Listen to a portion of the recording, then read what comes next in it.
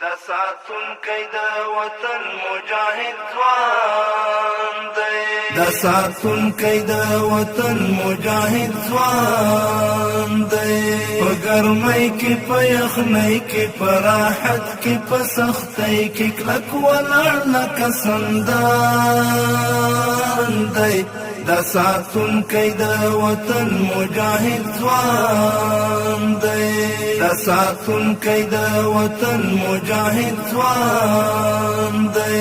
ستر هدف او ستر مقصودی د دې خلکو هوساینه کړي په ټول توان او قوت یې چې د مال او سر ساتنه جنتي غوندې سر تیری دی ولاړ په هوډ او ژمنه.